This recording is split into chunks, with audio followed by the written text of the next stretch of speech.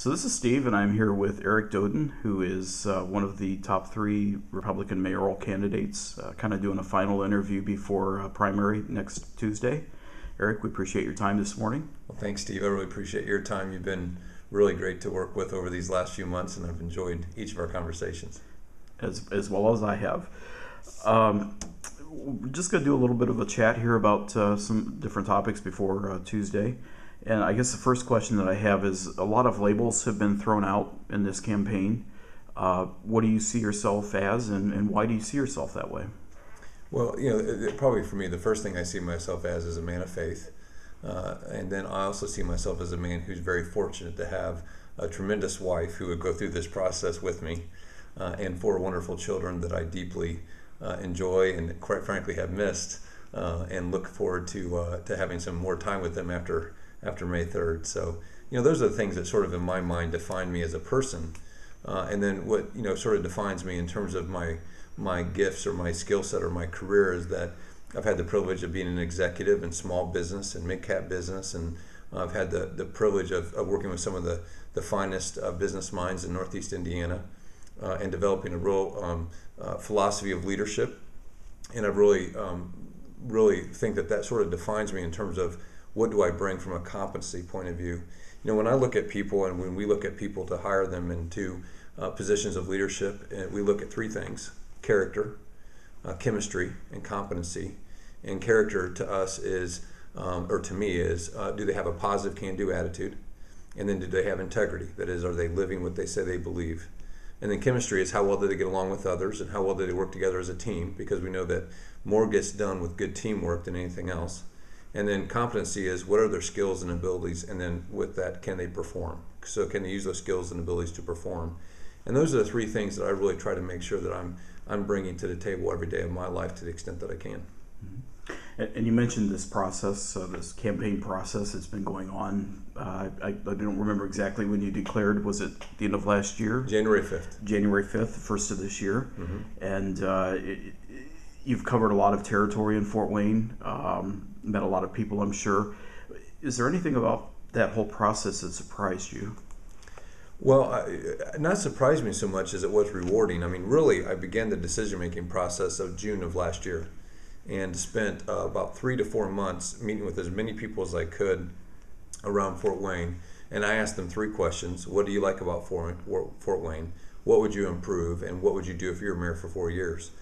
And that was a really rewarding process to really have the opinions and perspectives of such a diverse set of people.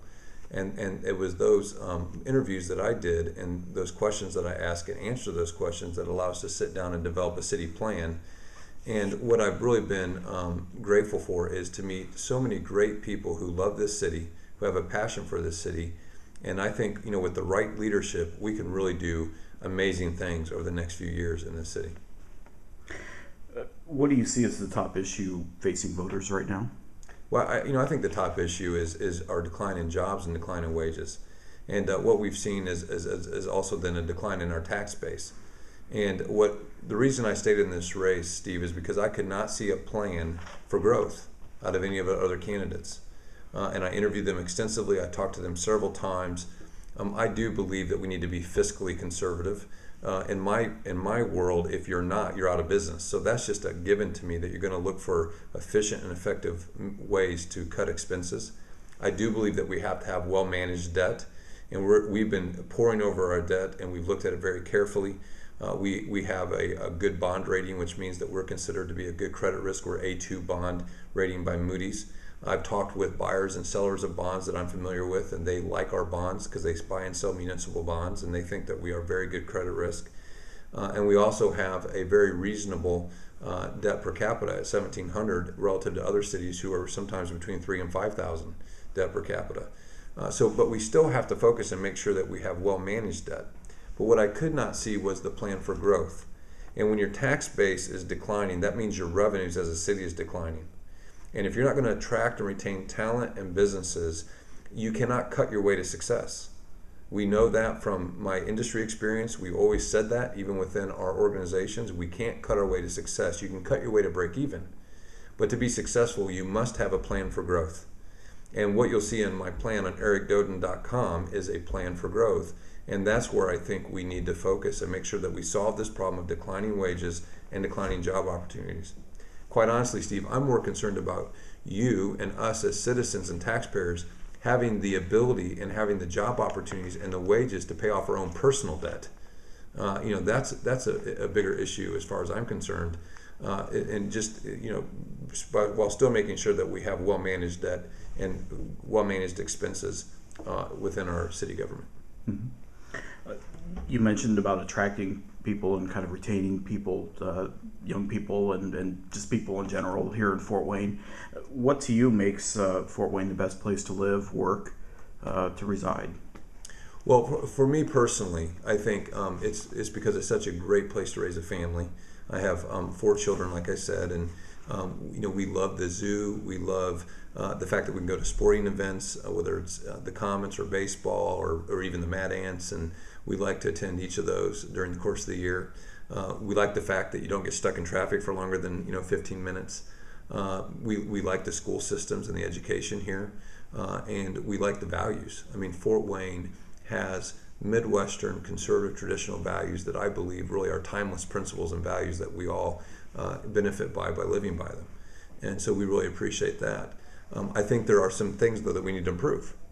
We need to make this a place where people that are in their 20s and 30s want to come and live, and where they see this as a place that also has something for them here. And that's why you'll see some of my plans to become a city on the move and to try to attract banks to put money into our city, as well as private investors, and to make sure that we have projects going on that will improve our quality of life for those 20 and 30-year-olds and begin to attract and retain that talent, because those are the people that tend to start and grow businesses over the long haul, and I think that's a very important part of our future. I'll just straight out ask the question, what makes you the best candidate? Well, I think there's a difference between executive experience and legislative experience. Usually when you're in legislature, you do not have to manage people at all. And we have over 1,500, we have closer to 1,800 people in this organization. If you've never had to manage people, it's very difficult to have a really comprehensive philosophy of leadership. And I think that one of the things you would be able to recognize about me in our conversations is I've been able to develop over the course of 15 years a very distinct philosophy of leadership and how to motivate and inspire people to success. And that's a skill set that really comes with a lot of hard work and practice, because when you're in leadership, what you know is you make a lot of mistakes, and then you learn from those mistakes. And when I've had an opportunity to manage and lead between 200 and 600 people depending on the environment, and that's a big group of people to try to get to move in the same direction, and that requires a different kind of skill set than legislative skill set. And then I also think that when you're an executive, you also have learned how to manage all parts of an organization. So manage revenues, manage expenses, manage assets, and manage debt. And right now, what I see, and the reason I stayed in the race, is because people that tend to come from the legislative branches focus on 2 of the 4. They focus on expenses and they focus on debt, but they don't focus on the assets and they don't focus on revenue. And I think as a CEO and a leader, you have to have a plan for all 4. You cannot just have a plan for 2 out of 4. So I think it's, again, leading people and knowing how to lead people and having a real philosophy of leadership in terms of motivating and inspiring them, and then also the ability to use the skills that I've developed for 15 years in executive leadership, having the ability to use that skill set to understand how to maximize our asset here in Fort Wayne. And those are the things I think that really differentiate me from other people in this race. I'll give you time. What's become my favorite 2 words in the English language for closing statement? Not because of your interview, but well, I really think, Steve, that Fort Wayne's at a critical point in its history, and I think what we really need is a mayor that's proactive and aggressive, a mayor that understands the language of business, that understands how to prioritize and problem solve. And one of the key things the leader does is that they identify and solve problems. And one of the things that we've clearly identified is that we have a problem with declining wage and declining jobs. And I think the question that has to be asked by people around the city is, who has the best skill set to make sure that we have jobs that are increasing and wages that are increasing? Who's the person that understands the language of business? Who's the person that has a comprehensive plan for that? and then the proven executive experience to execute that plan. And I think that if we choose the right leader for the right time, that we can be extraordinarily successful. There's no reason to me why within the next 4 to 8 years we cannot be one of the elite cities in the Midwest where, in my view, when people start flying here and asking us what we're doing, why we're doing it, and how we're doing it, then we know that we've truly been successful, because we have a tremendous asset base, an asset base of a history of innovation, entrepreneurship, a very skilled and strong workforce, very good values of hard work, and those types of things that that aren't necessarily around in other parts of the country today. We have so much to build on, and what we need is a mayor who will tirelessly and systematically market this city with a true sense of passion. And that's what I think I bring to the table, and that's what I'm excited to do. And I'll do it if the citizens and taxpayers want to vote me in, and if not, I'll work hard to do it from the private sector. So I'm really just grateful for the opportunity and honored to be a part of a process to run for mayor, and I'm very excited about where we can go as a city. Well, Eric, it's been a pleasure talking with you, and we wish you well next Tuesday and appreciate your time today. Well, thank you. It's been a pleasure with you too, Steve. Thank you.